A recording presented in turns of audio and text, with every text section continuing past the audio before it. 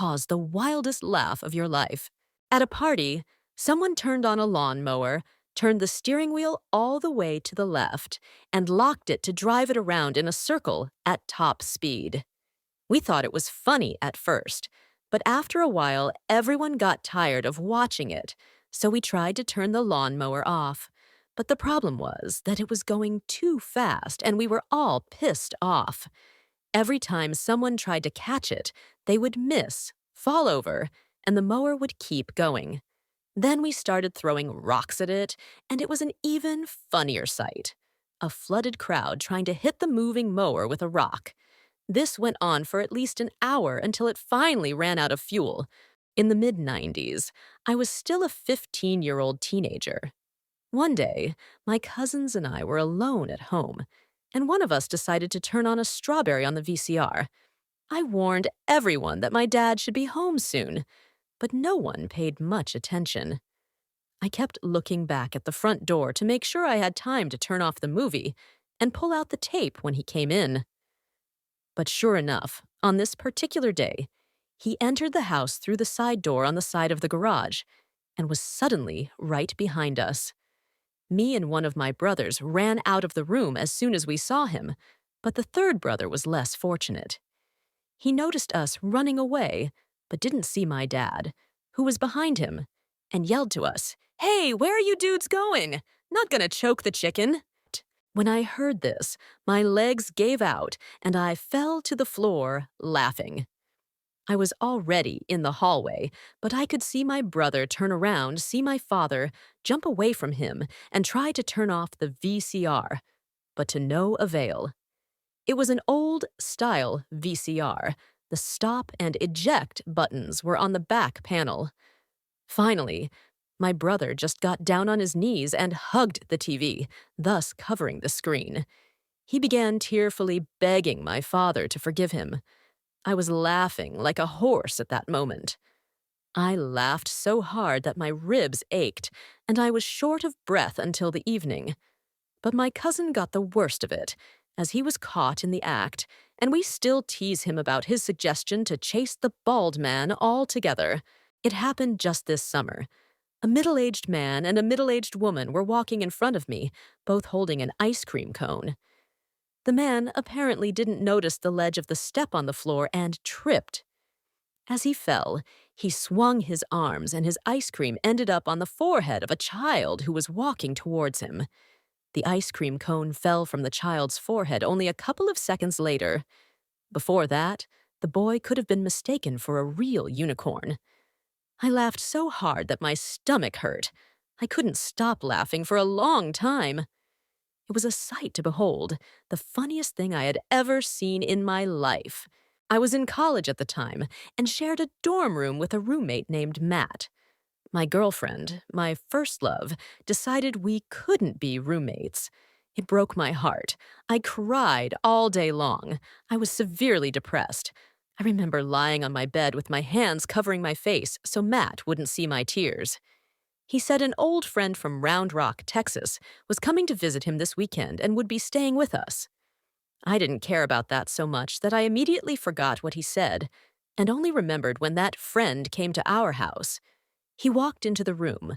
Matt introduced him as Chet, and I continued to lay in bed with my hands covering my face. Matt and Chet were asking each other about the news, life, and everything, reminiscing about the good old days, and suddenly Chet asked Matt what was wrong with me. Matt told him about my breakup with my girlfriend and the depression that followed.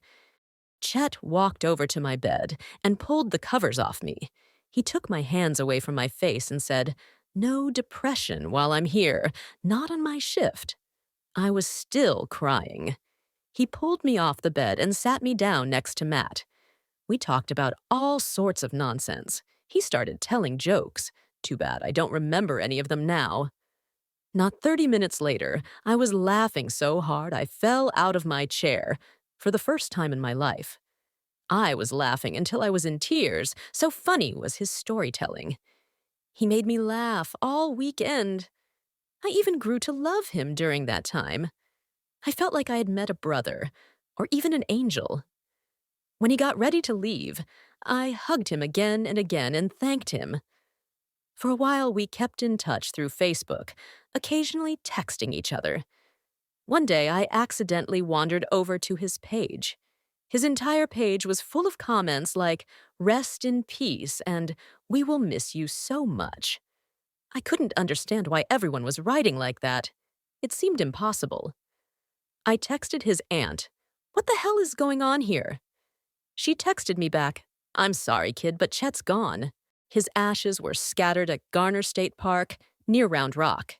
It was his favorite resting place. I was visiting my mom when I heard the news.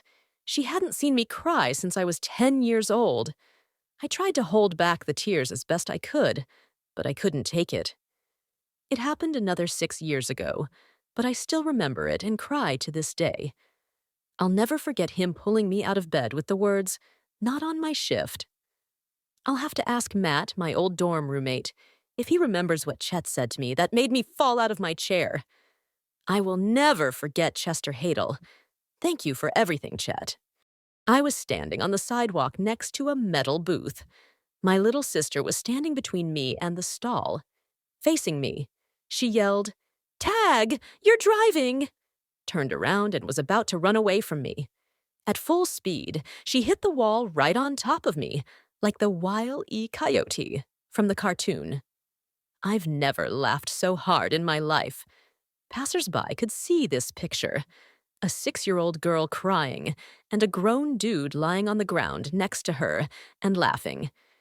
Eventually, I pulled myself together, took her hand, and told her it would be okay. I felt sorry for her, but damn it, I was laughing every now and then as we walked home together. We have a Ukrainian guy at work who is several decades older than me. He is always very serious, and he is generally quite strange. Such a typical resident of the former Soviet Union, he always speaks Russian and considers himself Russian. One day, he heard me and my friend telling each other funny stories during lunch and came up to us, smiling. He decided to join us and tell his funny stories. He said that while he was at university, he bought himself a car, but his friends trashed it so that there wasn't one whole part left. And then they beat him up for fun. Friends are like that. He laughed so hard he could hardly move on to the next story. He explained that after his car was totaled, he had to run to the university to study with a heavy bag and home after studying.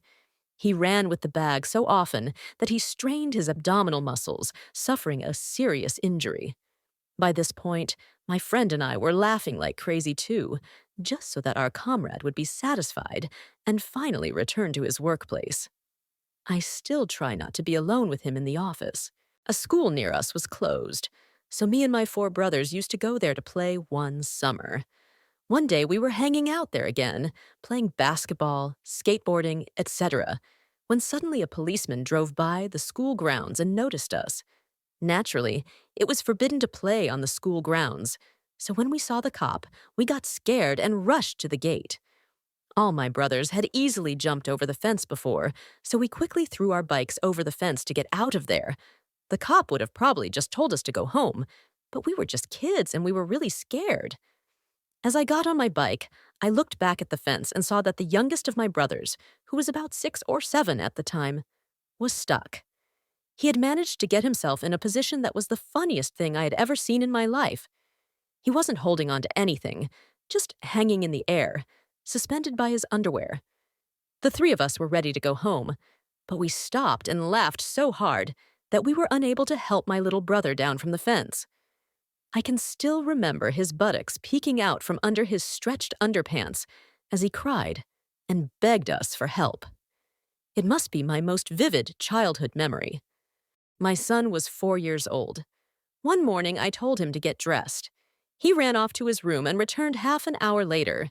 He was wearing at least 20 t-shirts, one on top of the other, so his torso seemed huge, and a pair of shorts.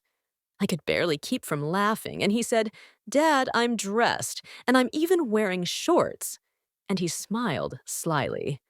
I immediately realized that he didn't have his underwear on, but I couldn't understand why he had so many t-shirts on, so I asked, "Buddy, Why do you have so many t-shirts? I'm only wearing one. He fooled around like that for a bit and then said he had to go to the bathroom and walked out. I followed him out into the hallway and saw that he hadn't closed the bathroom door behind him. He was standing with his shorts down almost to his ankles and urinating, standing up, which surprised me. I noticed he wasn't wearing shorts, and above the waist he seemed huge. It was a funny sight. I said to him, "Dude, you should have closed the door behind you." "And I wouldn't have noticed you never put your underwear on." He replied, "No, Dad, I have my underwear on, you just can't see them." I replied, "I don't even doubt that," and closed the bathroom door. He went back into the living room and started taking off one by one all of his shirts, piling them in a pile on the floor. I didn't understand what he was doing it for, but he seemed satisfied.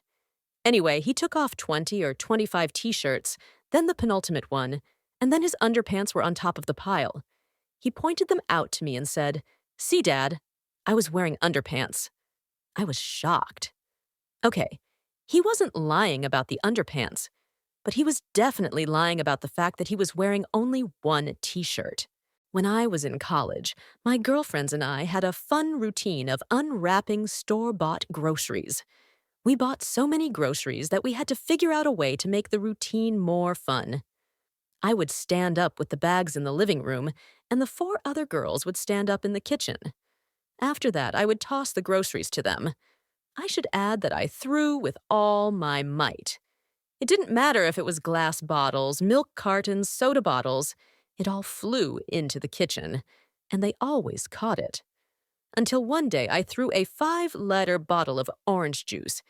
Each of the roommates thought the other would catch it, causing the bottle to fall and juice to spill all over the floor.